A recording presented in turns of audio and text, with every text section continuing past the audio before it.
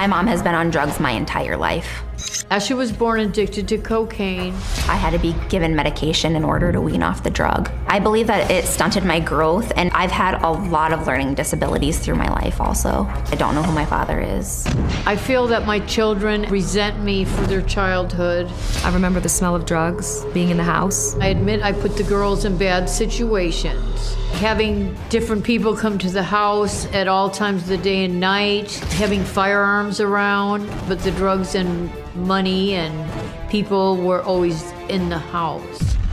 My mom was out doing drugs or sleeping for days. It was very tough. Because of my mom's drug use, she missed a lot of major milestones in my life. She would miss birthdays, she would miss things at school. She missed my wedding.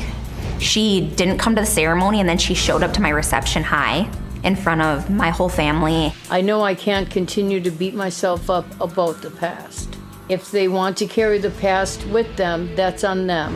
It is amazing and a miracle that Asia and I are well-adjusted and living good lives. I vowed to not turn out like her. I didn't want to.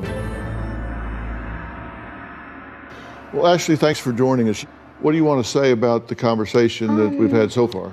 I feel like my sister expects me to take care of my mom, and I feel like she's a really big bully about it. But we've never put my mom on the street. We've always made sure that she had somewhere to go. But I can't have her in my home. Did you just say we? Yes, we. You? Because you have made sure. You are so oblivious. Your head is in the sand. You are a grown woman. Yes, sir, I am. Why are you not living on your own? You say your main job is to be sober. Yes, it is. I don't like being in the middle of my children fighting. I've made some horrible decisions, Dr. Phil, in my life. I can't change them. It's done. I agree. You cannot change what has happened. You can apologize for it, and you can mean it, and you say you're sober. I believe very much in the 12 steps being a part of sobriety. I looked very closely at 4 of those 12 steps as they apply to you, particularly numbers 6, 7, 8, and 9. 6 says, we were entirely ready to have God remove all these defects of character. 7, we humbly ask Him to remove our shortcomings. 8, we made a list of all persons we had harmed and became willing to make amends to them all. 9, we made direct amends to such people wherever possible, except when to do so would injure them or others. Have you done that? No, sir, not all of it. Have you done 8 and 9? Have you done 8 and 9 with these girls?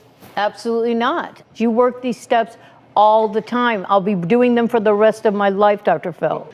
You said something that I don't know if she said it to the two of you, but she said, and I quote, "I think my past drug addiction has made my girls the women they are today." That's ridiculous. You said that as though it were a virtue. It's not a virtue, Dr. Phil. They wanted to be anything but like me.